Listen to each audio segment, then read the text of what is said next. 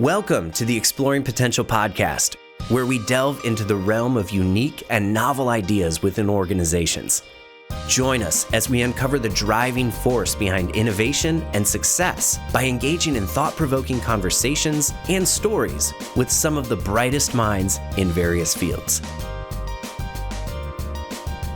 Hey everyone, thanks for joining us and welcome to the Exploring Potential podcast. I'm your host, Brett King.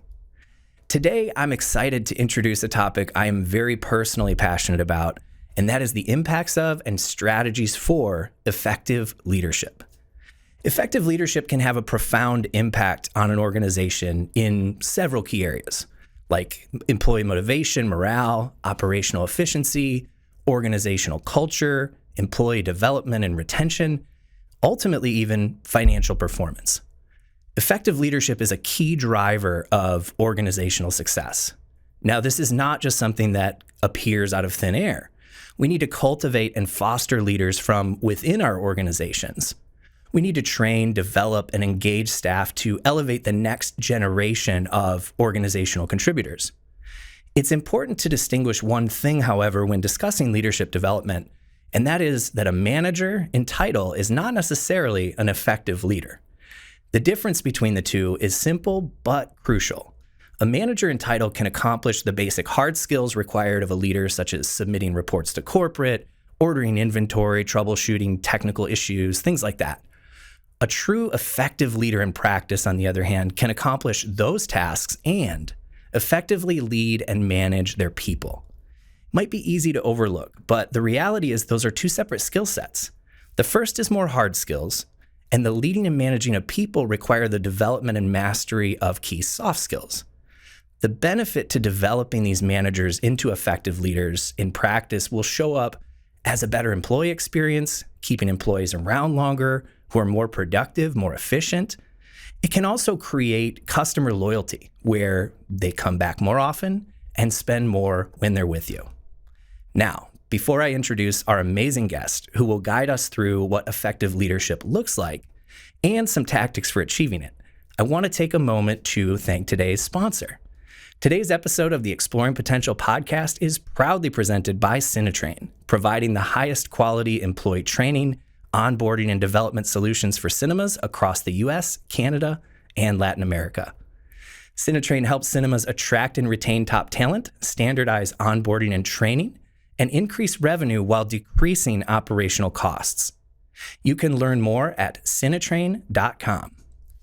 Now, we're fortunate today to be joined by the brilliant and all-around wonderful person, Heather Morgan, who is going to help us learn more about effective leadership and, importantly, how to achieve it. Heather has been a theatrical exhibition executive for over a decade, serving in key leadership roles with AMC Theaters, Harkins Theaters, and now with Alamo Drafthouse as Chief of Staff and Strategy. Her roles have spanned operational excellence, content acquisition, strategic partnerships, and business development. Heather holds a PhD in industrial organizational psychology from Kansas State University, specializing in stress management, work-life balance, leadership development, employee engagement, organizational climate and culture, and more. You can see why we're talking to her today. She's been interviewed by various industry publications and has conducted numerous training sessions for the National Association of Theater Owners on these very topics. She is also the current president of the Will Rogers Motion Picture Pioneers Foundation, making her the first female to hold the position in the charity's 80-plus year history. Heather, welcome to the show. Thank you so much for taking the time to chat with me today. Hi, Brett. Thanks for having me. I appreciate it. Absolutely. We're going to have some fun today. Before we totally jump in, Heather, would you mind just kicking us off with a quick background of what led you in your career to your current position, both at Alamo Drafthouse and the Will Rogers Motion Picture Pioneers Foundation? Sure, I'd be happy to. So how I made my way into this industry was quite by accident. How I made my way into Will Rogers was far more strategic on my part. So we'll start with the industry. I used to work for a company called Service Management Group, which is a company where anytime you go to a restaurant or a retail or an entertainment space and they give you a survey and they say, hey, if you tell us about your experience on your next visit, we'll give you free nachos or enter to win a gift card for $100 or something. And then service management group takes that data and they analyze it and they present to their clients and show them where their opportunities are for growth and improvement, where they're excelling, and they'll share industry best practices and try to improve execution for their clients. So I was working for service management group, and one of my clients was AMC Theaters. And I was consulting for them for about a year when they reached out to me to see if I would leave SMG and come work for them exclusively as their director of guest experience. So on their operations excellence team, manage their program from the inside and advise all of their department heads based on quantitative and qualitative guest feedback, and also help oversee operational execution, partner with operations to make sure that the locations were delivering the most consistent and best possible guest experience. So that's how I joined AMC. And within the company, I held a number of different roles. So after serving as the director of guest experience for a few years, I transitioned over into the film side to learn more about the industry from a product acquisition standpoint. So I was a film buyer, and then I was the VP of studio partnership and film finance. And then Harkins recruited me to join their company as their VP of content and programming and help oversee their entire film vertical, their studio negotiations, their programming efforts. And I was doing that for 4 years. And then Alamo Drafthouse recruited me to be their chief of staff and strategy, which is where I am now. So that's how I got here to Alamo in a nutshell. How I got into Will Rogers was when I was at AMC and I was the VP of studio partnership and film finance. I was doing a lot of film terms negotiating and audit resolutions and having a lot of, back and forth tussling arguments with the studios, which I dispositionally find just a little bit soul sucking, quite honestly. And I thought, Sure. if this is going to be my career path, if this is the road that I'm traveling, I really need to find ways to bring more meaning into it. I need to find things that are more fulfilling. So I reached out to Jim Orr, who is a mentor of mine in the industry and who's been involved with Will Rogers for, longer than I have any awareness of.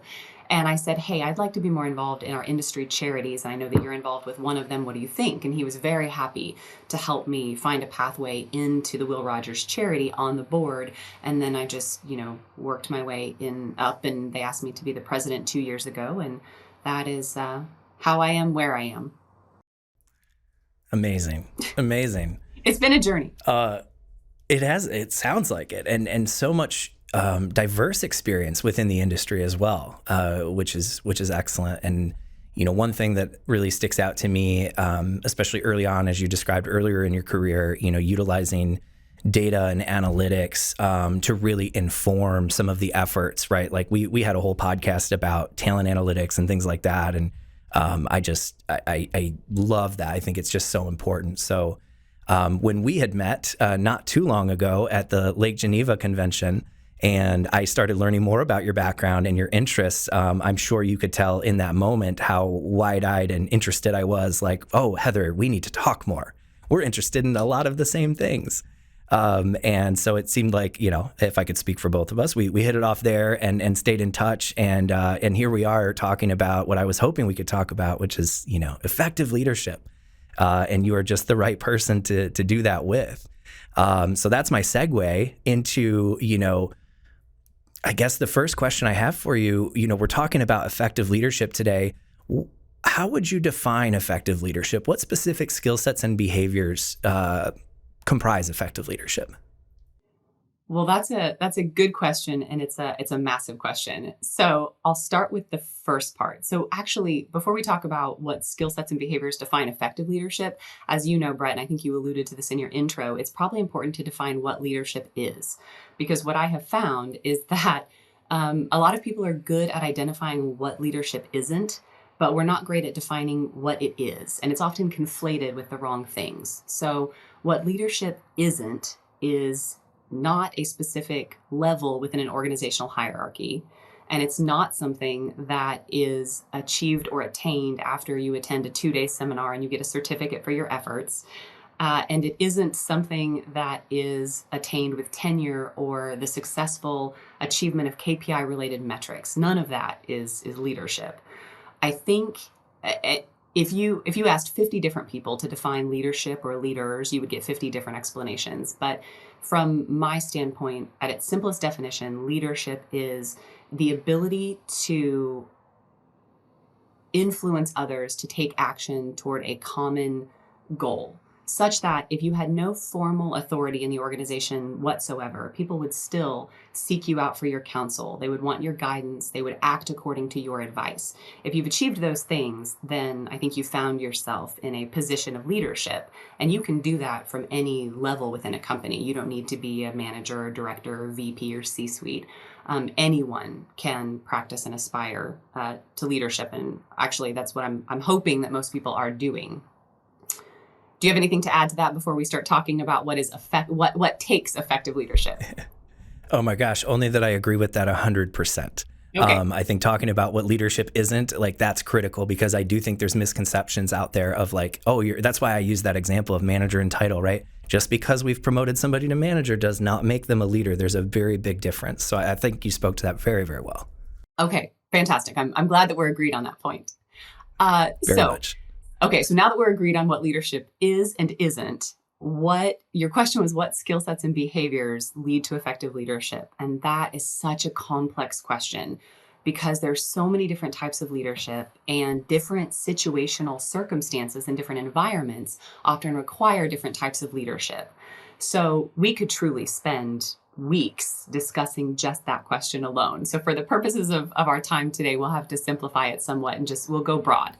So that's fair. Okay, if we're going broad and we're keeping it at a certain high level, I think the most important skill set or the most important behavior to establish effective leadership is the prioritization of your people. And that is something that is often missed. And you and I can talk more about this later, but what usually happens is you have someone who's doing a job, and whatever it is, accounting or facilities or marketing or you name it, but they're doing a job and they're doing it very, very well. And they're doing it for a certain period of time. And so then we want to promote them to a position of leadership within the department. And, we meet with them and we say, we're happy with what you've done and what you've achieved, and these are your numbers, and we would love to give you more responsibility, and, we're going to compensate you more highly because of it. And we sort of pitch it like that. And of course they say, yeah, yes, thank you. I'd love to do that. So they unwittingly ascend into this position of leadership without any conversation about the fact that what they do on a day-to-day basis and what they have to prioritize is going to change substantially. They are no longer prioritizing the numbers. They are prioritizing the people who are now prioritizing the numbers. And it's a completely different skill set that's required. And you have to, focus your day completely differently when people are your focus, not functions. So you go from being function focused to people focused. Right. There's a retooling that needs to occur as far as the skills that somebody possesses when they're moved into a leadership position. I think we see it, let's talk movie theaters for a second, right? Somebody is an amazing usher. Of course, we want to promote from within. That's a great practice. We want to keep our good people around. We want to retain our talent. So to your point, right? Somebody's been there for a while. We start to elevate those people. But just because somebody is the best usher the company has ever seen does not make them the best leader that the company has ever seen. So there needs to be this retooling of skill sets when we're elevating people to that position.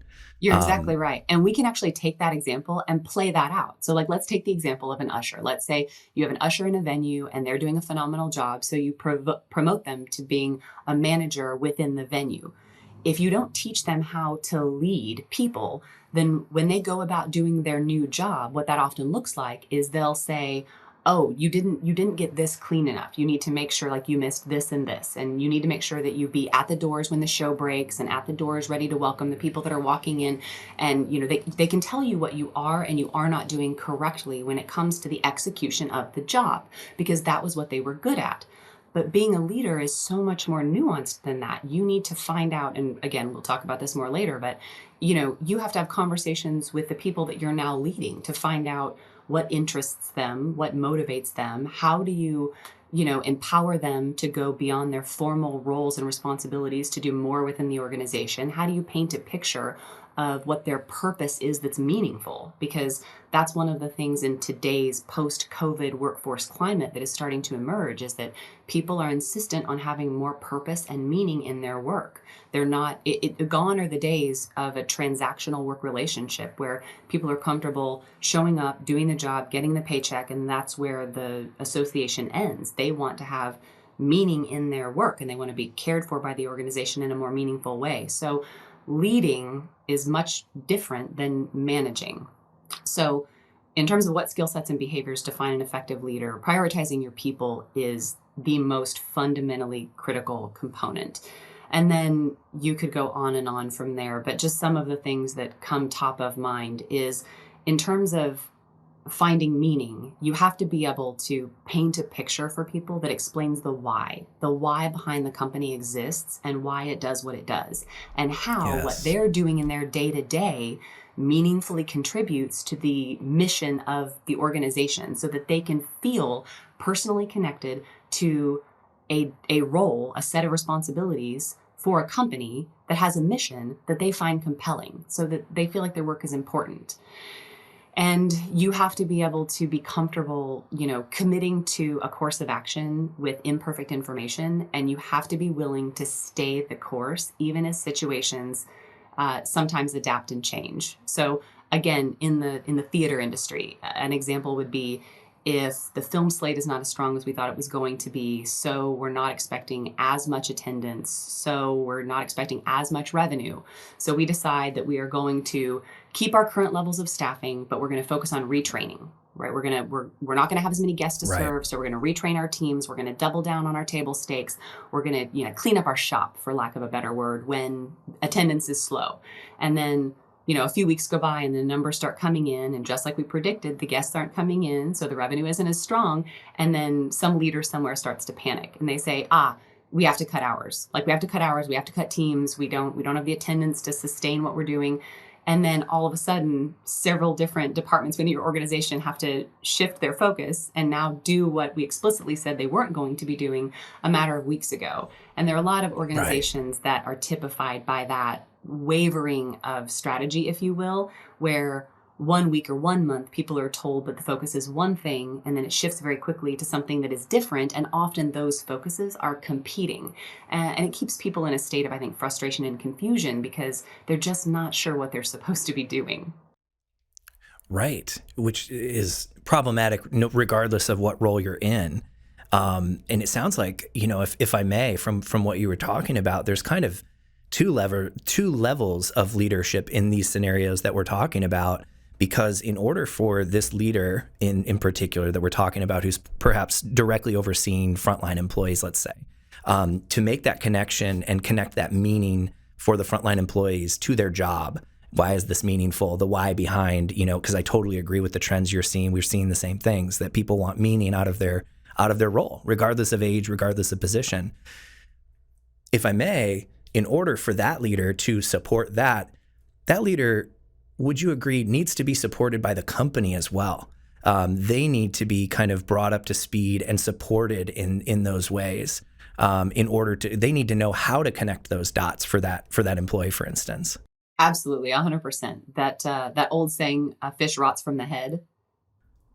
Right. That saying has merit. If the highest, most ranking leaders in your organization are not doing a good job at setting the strategy and creating the vision and communicating that to the people who report to them, and not giving them a pathway and guidance to communicate that to the people who report to them, to ensure that the entire organization understands the same fundamental why behind the business exists, then you will have multiple levels and multiple pockets of problems within your organization where people are not bought in, they're not committed, they're paycheck players, and you don't have that same level of loyalty or performance.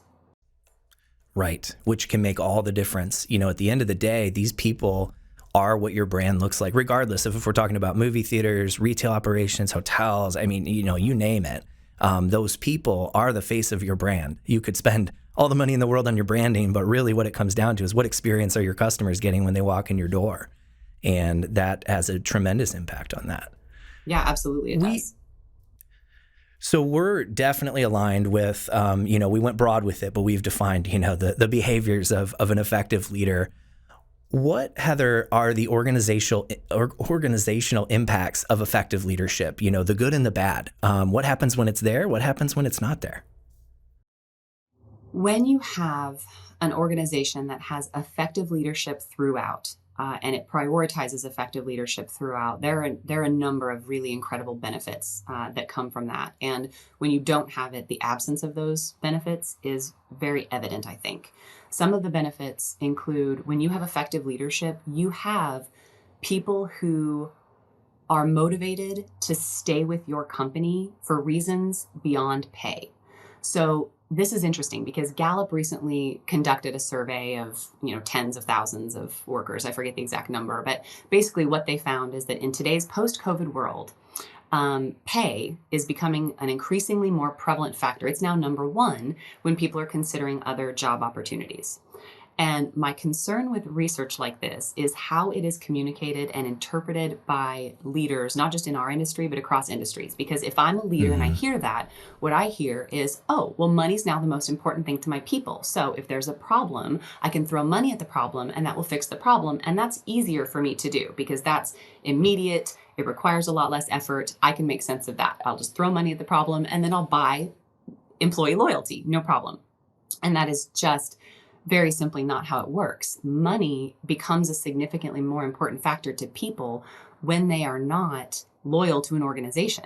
If you establish loyalty to an organization where they love their role, they love their leader, their teammates feel like a family, that's an environment that they don't want to leave. So they don't seek opportunities elsewhere. And if opportunities do come to them, they're not just evaluating it from a dollars and cents perspective. There are many more factors at play. So I would say that when you have effective leadership through organizations, you have more employee loyalty, and that improves retention. It reduces turnover, so it saves costs. When employees feel that way about their organization, they work better, they work harder, they care about their role, they care about their teammates, they care about the brand. So they will go above and beyond for you all the time. They'll want to do more things to contribute to the organization. You don't have to worry about this quiet quitting phenomenon, or silently resigning from their roles. They will not lean back. They will lean in when they are being led in a way that resonates with them and is meaningful. So those are just, a few of the benefits. And to your point earlier, they become evangelists for your brand. They talk about what a fantastic place they work, and they talk about that to customers who patron that company, and they talk about that to people that they know who want to then come work for that company. And there have been some really interesting studies that have found that one of the most strong correlates with people staying with a company is, do you have a best friend at work? And if they say, yes, I have a best friend at work, they're more likely to want to stay with the organization versus if they say they don't. And it's further evidence how important that sense of community is. So when you have your employees evangelizing your brand and people that they know wanting to come work for that brand, you build that community from the inside. So I could go on. There's so many incredible benefits that come. And then let's not take our eye off profitability, because if any company is being honest with themselves, revenue and profitability is an incredibly important outcome to focus on. But if you subscribe to the service profit chain logic, then you invest in your teams to create more engaged employees. Your employees do their jobs more effectively, they deliver better service, and when they deliver better service, you have more customer loyalty and repeat business, and then the revenue grows. So, business leaders are often well served by not directly focusing on the revenue and not directly focusing on the customer. Directly focus on your employees and let your employees focus on the customer, and the customers will bring in the revenue. So it all feeds together cyclically. Yes. Oh, I love how you put that. That's because there are so many people that, some people are so numbered minded, right? That when you start talking about leadership, investments in your people and leadership development, it's immediately like, well, what's the ROI? What's the ROI? And your proposal is like, really, you can't look at this at revenue without looking at it in this way, because it's your people that are creating those opportunities.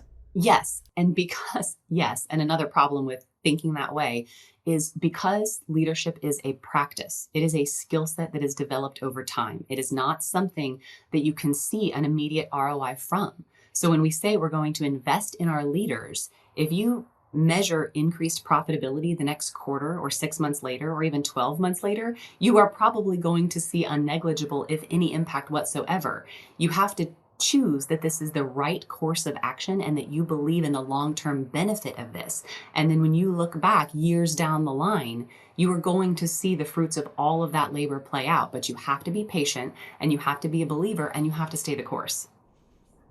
Yes, you can't just dip your toes in. This isn't something that you can dip your toes in and see like, well, what's the results? Are we doing well? Are we like, no, you have to commit. You're either committed to your people at that level or you're not. Yes, that's exactly right. Yeah, I love that. And I love what you had talked about with some of the benefits, what it sort of boiled down to me as, this sort of holistic cultural impact that effective leadership has, which sort of, if I could summarize, I don't want to oversimplify what you said, but to summarize, sort of removes that transactional aspect of employment.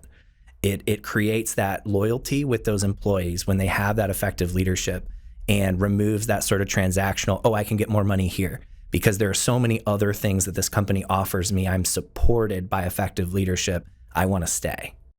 Yes, absolutely. Without It's my that, attempt at boiling without it that, down. you have a transaction. You said it beautifully. When you don't have that level of leadership, the truth is that you have people that are there for the paycheck, period. And if something more compelling comes along, it will be easy for them to leave and take all of that knowledge with them, and all of, the time that you've invested in them. And it not only does there a huge cost to turnover, but it also creates organizational instability, because you have, new people and new leaders coming in so often that, you get this kind of revolving door effect. And you don't have that if you have an entire workforce that is, believing in what they're doing and bought in, and they understand their role in it and why it's meaningful. Right, right. Oh, that's so well put. What, I guess, in your experience, doesn't have to be companies you've worked for, but you've had so much experience with just working with other companies and everything else. From your perspective, what are some of the most common leadership challenges? Like, let's say, they do support their leaders, or they are, working towards something, it's always going to come with some challenges. So what are some of the most common leadership challenges you've seen, and perhaps how can they be overcome? That's a good question. Okay, so drawing on my experience from within the industry and outside of the industry, and then also just the byproduct of being sort of a lifelong student of leadership practices and processes, I would say there's a few things that come top of mind. Leaders face a lot of challenges, no doubt about it, but there are a few that come top of mind. The first one we can kind of breeze over because we already talked about it, which is people get promoted to a position of leadership because they are good at the job, and then they are not taught to lead. So they focus on still being good at the job. And that's why you get people who micromanage, because they actually are better at the job than the new person who is doing it. That's what got them promoted. But Yes. that's not their role. Then you just have multiple people doing the job. And that's when that happens, you'll often have leaders talking about how they're spread too thin, like they're doing too much, they have too much on their plate. And a lot of that can be because they're too in the weeds. They're focused on still doing the job. So they're not leading their people, but they are being brought all of the issues that come along with leading people. So if you have people on the team that are not getting along well together, or that are not working well together, that are, their outcome is contingent on someone else's efforts, and they're not happy with the level of effort the other person is putting in, like, you have to, all that still gets brought to their doorstep, but that's not their sole focus. They're still focused on how well each person is doing their individual job. So Right. that creates problems, is that we promote people into positions of leadership without having candid conversations with them about what that means. Then once they understand what that means, do they actually want that? Not Mm, not everyone has the right. capacity to lead. Some people have a naturally greater capacity than others, but more importantly, some people have a greater interest in it than others. Some people don't want to lead others. And that's not really a conversation that we usually have at an organizational level. Is this is what it would mean for you to take this role. This is what would be expected. This is how your day-to-day would change. Is that something you want? And then Right. this is how we're going to support you. So that's problem number one, is we don't set good expectations about what being a leader means, and we don't provide them with resources and training. So the solve is to have those candid conversations, and then to have leadership training programs in place, and not in a one and done sort of fashion where it's like, congratulations, you're a leader and you'll attend this, week-long seminar and forevermore. then you're good now. Right. It has to Yeah. be an ongoing leadership development effort, which is why pairing people up with mentors is such a great idea. When you have someone who's new to a leadership role, pairing them up with someone who is a more tenured leader gives them an ongoing safe space and a resource to leverage to continue to hone their leadership practice. So that's how you solve for that.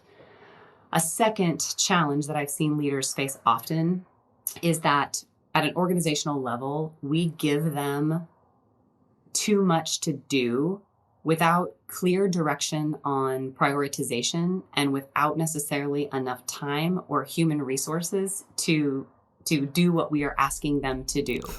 So, if you talk to some leaders and say, if you ever talk to leaders and spend time, and Brett, you've probably encountered this, if they tell you that they're struggling with certain things like, time management or getting everything done in a day, and then you say, well, what are you focused on? What do you have on your plate?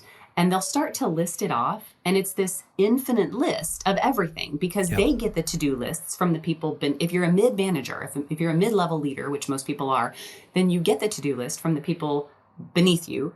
And you get to-do lists from people beside you, and you get to-do lists from people above you. And you have all of these things to do. And again, sometimes they're in direct competition with one another. And that can render your leaders ineffective because they're trying to do too much, such that they can't do any of it well. And they're frozen. Yes. And burned out. And that leads to all kinds of things, right? It leads to demoralization and burnout and then turnover. And so the way that we get around that really needs to be a top-led initiative where we create strategies for the organization that are limited in scope and clear and put accountability to it. So I liken this a little bit to building a house. If you know that the foundation underneath your house is cracked, you don't start talking about how to put on a second or third story and do these additions. And we're going to repaint the outside. We're going to do all these things. We're going to make the house so great. Meanwhile, your foundation is cracked. And so you have critical problems that are not being fixed. So instead, you try to do everything at once. We're going to fix the foundation and we're going to start building the renovation and we're going to repaint and we're going to, you do all these things. Because they're all problems, so fix them all at once. Yes, like all of these things are issues. So we will work on all of these things. And if everything is a priority, then nothing is a priority.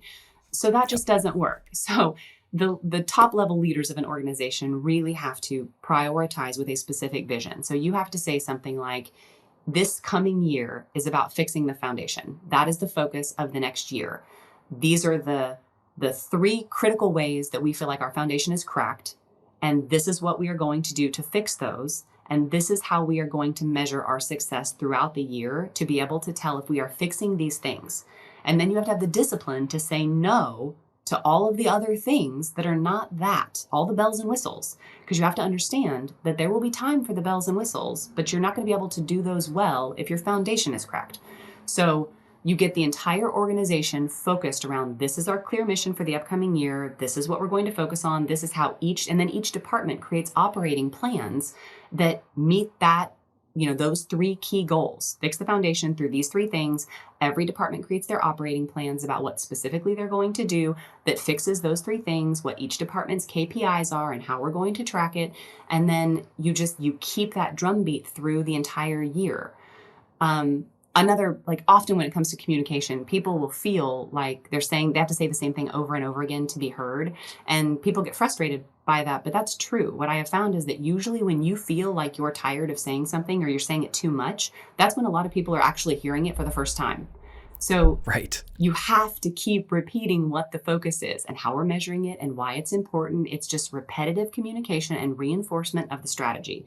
So when you limit the scope of the organization in that way, you can give people a simple goal that they can see, that they can measure, that they know why it's important, and then they're not bombarded with having to try to do everything all at once. So that's probably... They see it all through... Yeah, go ahead. Oh, go ahead. Well, no, you first, because I'm going to move on to point 3 in just a minute. Fair. I was going to say they see everything through the filter of, it's highly filtered down. And it's very, it's very obvious what their focus is. and they're able to kind of keep that mindset and that focus. And then all those to-dos that aren't as related, they kind of, not that they're not going to get done, or maybe they get done in a different way, but their focus has been filtered very specifically through that guidance. Right. That's exactly right. Like, you can't say that our focus is fundamentals of execution and greater guest acquisition and building guest loyalty and upgrading you can't have, 7 to 10 large focus items that in any given year would take you that long to complete. You have to limit your scope to something that is feasible, or your teams will, you'll keep your teams in a constant state of chaos and misdirection. And then at the end of the year, chances are you're going to be dissatisfied with the level of results you've achieved and the level of execution on those results because you were just trying to do too much. Right. And I've got one more interjection before the third point. I'm sorry. Yeah, no, it's a throwback to earlier when we talked about that ability to communicate the why your job is important. This contributes directly to that, because if we have that sole focus that's communicated to that middle manager leader, right, they're going to have a much easier time giving clarity to the people underneath them on this is the why. This is really what we're all about. So it just wanted to connect that dot of something you had said earlier. This feels very relevant to that. Yeah, it is actually very relevant. And back now I'm going to segue. So back to that point on why, it's really important to create a compelling why for people. You can't just explain a why that doesn't inspire anyone, because then that doesn't increase their loyalty or their interest in staying for the organization. So if you run a theater chain and you say, our goal is to, generate the most box office revenue of any theater chain that exists. Well, if I'm an usher, that's not compelling to me. Like, why do I want to work for a company whose, biggest goal is to make the most revenue out of any other theater? I can't feel warm and fuzzy about that at night when I've had a really hard day and guests have maybe been unkind to me and I'm tired and I wonder why I'm doing what I'm doing. I'm like, oh, I'm doing what I'm doing so it can make the company money. That's not a compelling vision. We have to talk about things like, we believe that film is art. And when you put art out into the world, it can heal people and it can provide a community for people to find others that are like-minded, where they feel like they finally found a family, or it can, show people windows into perspectives of people who have lives that are completely different from theirs. So it increases empathy and, understanding. There are all kinds of ways that you can draw meaning into what you do, but whatever you do, don't let the numbers and cents dictate what the why is, because that's not compelling to any of us. It's not compelling to me. Right. And it's especially not going to be compelling down at the front line. It's like, how can I relate to that? But the way you just described it was beautiful, right? That's something like, you've got me like, yes, I love that we work in the movies in terms of Cinetrain, right? Because there is so much, like the way you just mentioned, just the impact that it has, right? That's what you want people going home at the end of the day and feeling like they're contributing to. Yeah, that's exactly right. Okay, so point 3. Well, challenges that leaders face. There are far more than 3, but the top 3 that come to my mind. The third one is I think that many organizations, both in our industry and beyond, we focus on, we send the wrong messages to our teams by often rewarding the wrong things. And so here's what I mean by that. So if you were to let's take an example outside of our industry. So let's take a sales company. You have different teams and they both have sales targets they're supposed to meet by the end of the year. And you have this one team and they are laser focused on achieving that sales target by the end of the year. And so the leader of that team drives his or her people incredibly hard. And when targets aren't met, they're coming down on them very hard. And they're not utilizing any kind of positive coaching or encouragement. They're solely focused on the numbers. And so you have a lot of people who, leave that team because they get burned out. So then you bring more people onto that team and teach them as quickly as possible to get them off and running to hit the sales target. So what you can have is this really up and down mentality and emotional state of the team, where the team is laden with turnover, burnout.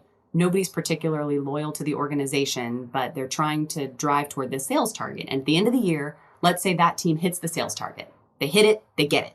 They get a bonus. Yay. Then you have a second team who is led completely differently.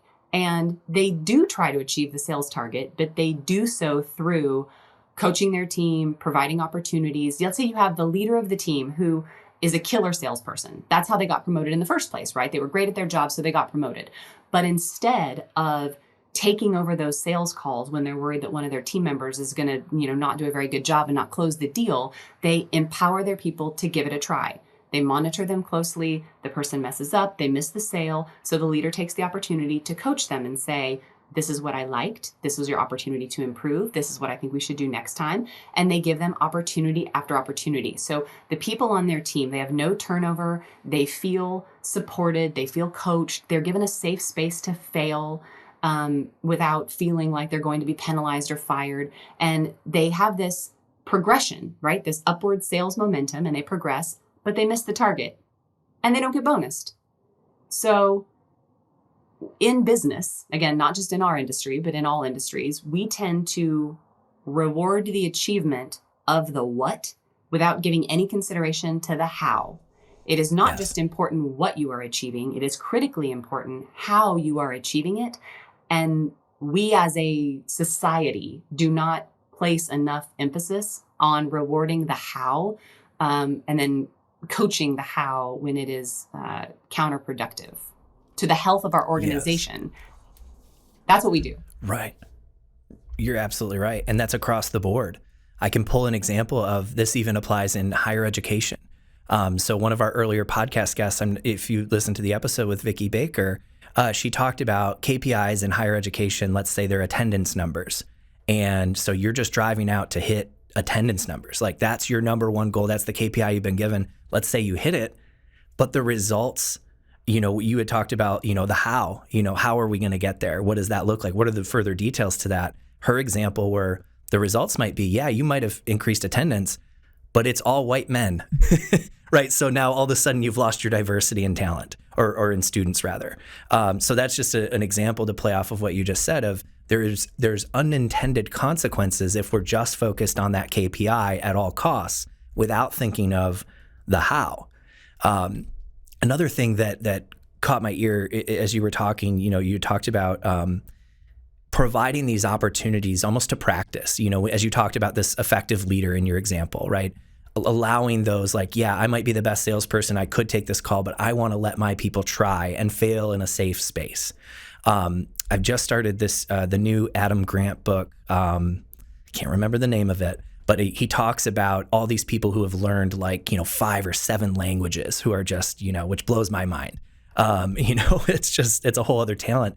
But the number one takeaway from that was what these people do to learn these languages is they just start using the language. There's people that start learning languages and spend years reading and writing, but never speaking, or, studying, but never speaking. And so that just, that reminded me of that in terms of how effective a teaching method that is as far as leadership goes. And I know that was kind of a side point you make, but it really is an effective way. Give people the opportunity to try as an effective leader and give them a safe space to fail. And what the research shows, as far as this study by Adam Grant went, is they're going to learn faster and more effectively if they're going through that process as well. That's exactly right. I think that's a brilliant example. And when you say that this is the conflict that happens often in organizations. We say the right things, but our behaviors indicate something else. When we say that fostering the development of our people and having a high level of employee engagement is important to us, and then we are not paying attention to the how teams are being led and how they are achieving their numbers, but rather just what they're achieving, it sends a very clear message that that's not actually what the organization values and prioritizes. Rather, it almost needs to be done on a 2x2 grid type format where you have performance on one axis and you have team engagement or, perceptions of support, something like that on another axis, and where it falls on the grid tells you, how you're going to respond to those teams. But they're both on the grid. That's the most important piece. They both need to be on that grid. Yeah, I like absolutely. how you put that. Yeah. Well, that's brilliant. I thank you for sharing that. I couldn't agree more. I want to talk about the unique experiences specific to women in leadership positions, which you clearly have experience with. I would love to just hear your perspective. What are some of the challenges? What makes that unique? And how might we overcome some of those challenges together? Again, that is something that we could spend weeks on. It's a whole podcast, at least a whole podcast, if not a whole course, right? Truly, a whole podcast all on female leadership on its own. Yes. This is something that I feel very passionately about for obvious personal reasons. But there's also just so much wonderful literature on this subject. Women in leadership has been discussed for, decades and decades with increasing fervor and attention. So again, if we were to keep it rather high level for the purposes of our time today and summarize some of the challenges that women face in leadership, and if we're just having an honest, candid conversation, the truth is that the rules for how to succeed in business are a bit different for women than men, and they unduly present additional challenges to women who are trying to advance their careers. Just a few of those, case in point. Behaviors that lend themselves to effective leadership are often rewarded in men but are chastised in women. So, for example, being assertive, right? Taking charge, having strong opinions, being passionate about a subject, really going to bat for something that you believe in. When men exhibit those characteristics, the general consensus is they are being leaderly. They are passionate, they are engaged, they are someone that we would want to follow. But when women exhibit those exact same characteristics, they're perceived differently. It's perceived that they are, too pushy or too outspoken, a little self-serving, not collaborative enough. And it really starts, if you go back to the very, very beginning, it starts in childhood and infancy when women and men are both being raised often. And I'm making a lot of generalizations right now. I understand that. This is not universally the case. But when the majority of women and men are being raised up as children, we get the implicit and explicit messages that boys are to be loud, rambunctious, ornery, take charge, outspoken, noise, like all these things. And girls are to be quiet, patient, kind, collaborative, nurturing, supportive.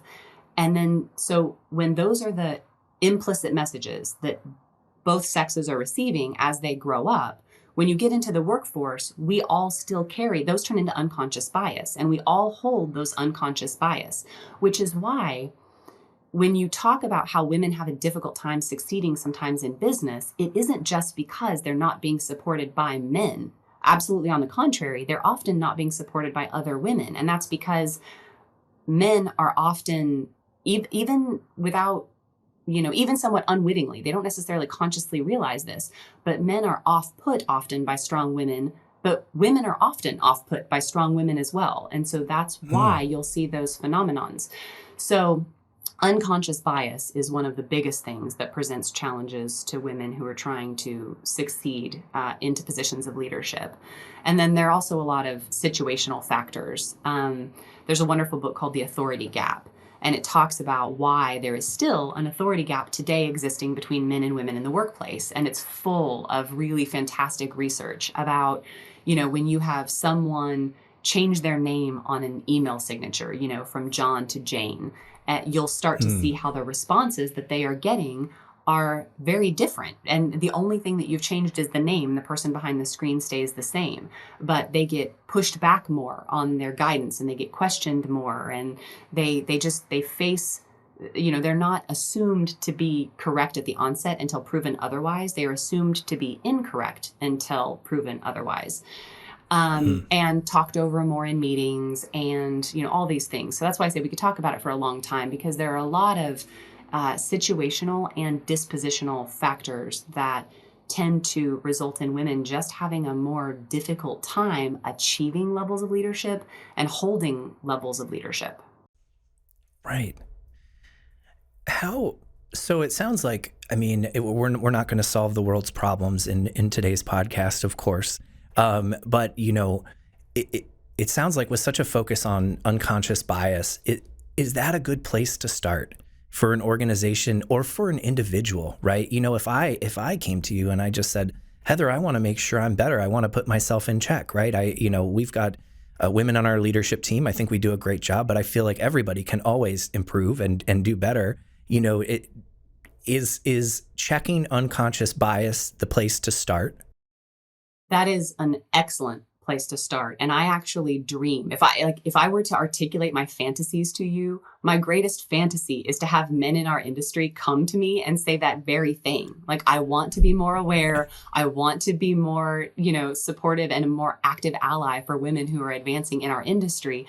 How can I do that? And the reason why I dream about that is because it's a difficult conversation for women to initiate. When women see this happen, Right. it's commonly known amongst legions of women that these different types of things happen to them. They're affected by it, that, certain people are allies and certain people are not. But, it's very difficult to broach those conversations when you're trying to advocate for yourself and your own group, especially when you're not sure how receptive the other party is going to be. So Right. when the other party opens up that conversational line and says, I understand that I hold unconscious bias, because we all do, I would like to help. I would like to become more aware and see how I can do better.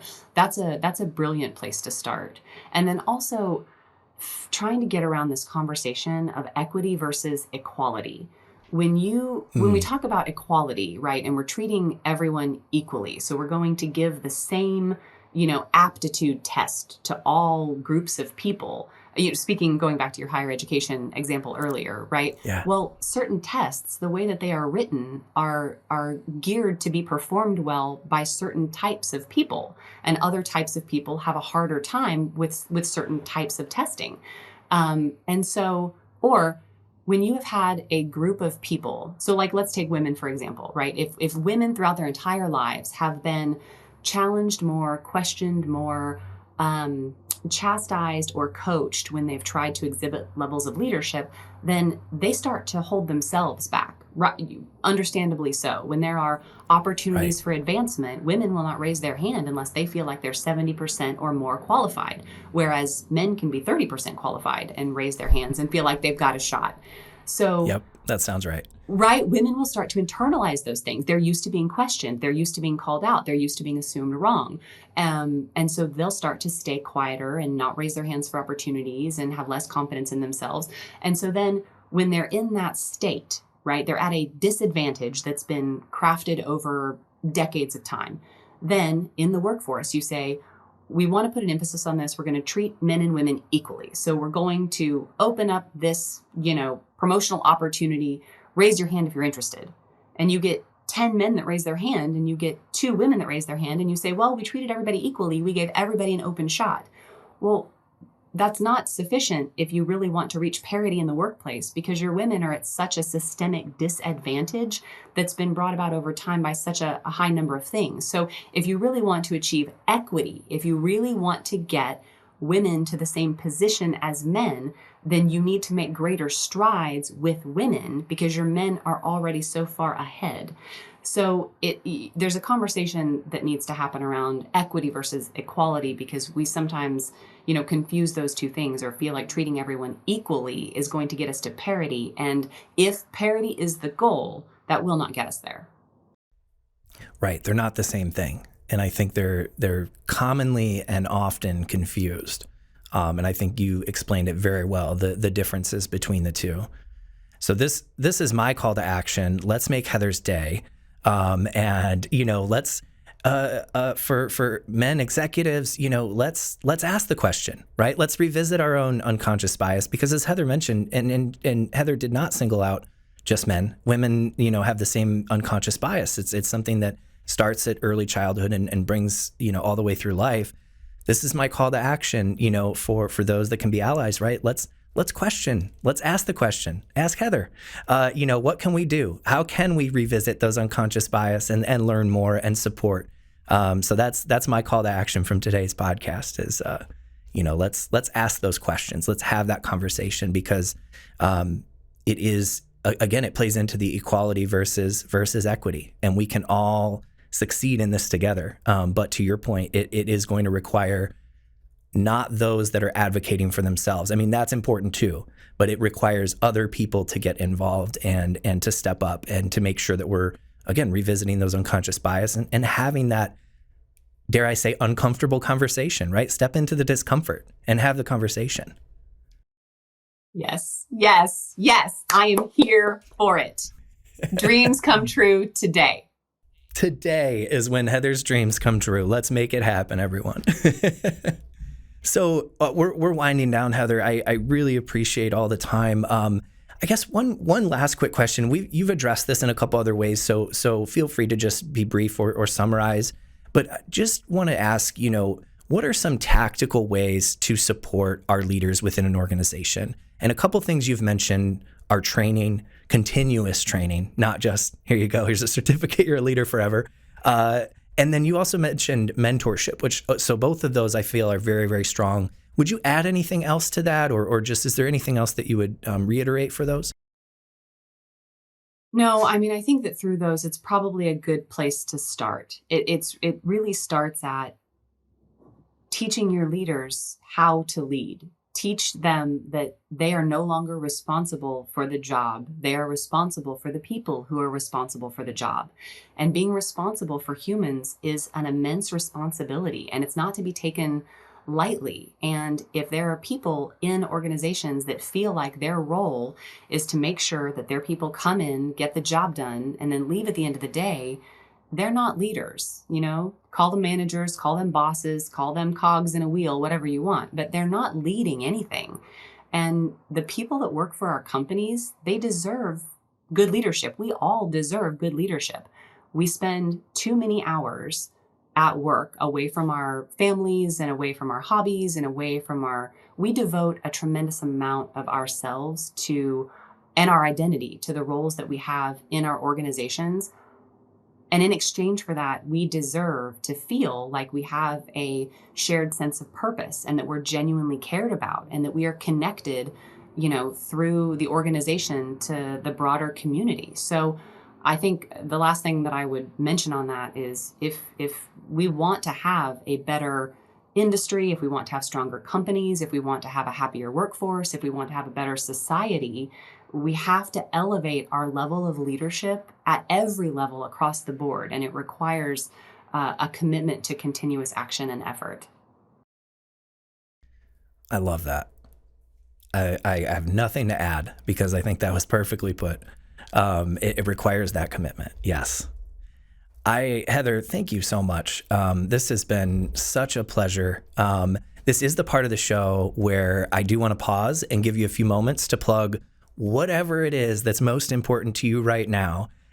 So, company, initiative, idea, have fun with something, whatever it is, the floor is yours. I want to give you that opportunity as my thank you to you for spending so much time with me today. Aw, thank you. Well, it's hard for me to narrow down because the truth is I am a very passionate person and everything is often important to me. But so for the purposes of winding down our call, I will narrow it down. I would say if I were going to plug something, I would plug general mental health.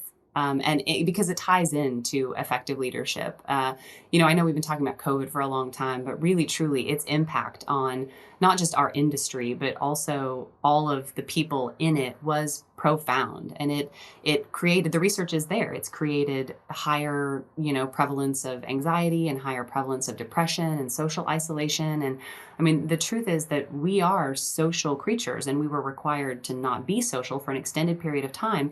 And there are still people today who are experiencing lingering effects of that. And you can tell when you look out into the world and you see how people are just a little bit less understanding of one another and a little bit harsher with one another and quick to, snap or be violent or judge or, COVID and everything that it brought about did not bring out the best in humanity.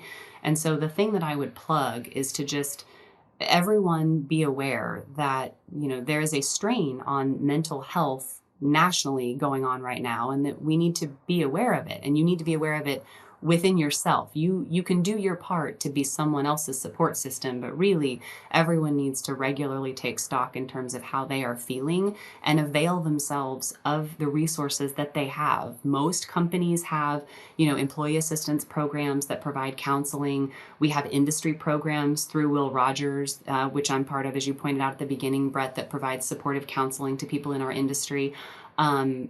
Friends, family. It's very important that we all reach out, especially during the holidays, because the holidays always exacerbate mental health strain anyway. And Yes. so, please, my plug for everyone is to just take care of yourselves and to take care of the person to your right and your left. That's what I would ask of everyone. I love that. Thank you, Heather, for using your time to advocate for everyone. I think that is so critically important. Take care of yourself. That's a great message. And like you had said, you can be there for each other, but it's really, really critical to take care of yourself as well. One line I'll borrow from a good friend of mine who is a psychologist. Every time I hang up the phone with him, he always says, "Give yourself a hug." And that would be just to piggyback off of everything you just said, Heather. That would be, my advice as well. Give yourself a hug. Just, take time to appreciate yourself today as we navigate those waters. Thank you, Heather. That was brilliant. This whole podcast has been an absolute pleasure, as I imagined it would be. I always have a blast talking with you. I do want to thank our listeners and our viewers for tuning in to today's episode. Please don't forget to like and subscribe if you are getting value from the content that we're putting out there. We want to hear from you. You can subscribe on Apple, Spotify, or wherever it is that you get your podcasts. Please, while you're there, drop us a rating if you wouldn't mind. We just want to know how we're doing. You can also watch, like, and subscribe on YouTube, and visit exploringpotential.com for more information about our team and the work that we do. Thank you all so much for joining us, and we will see you on the next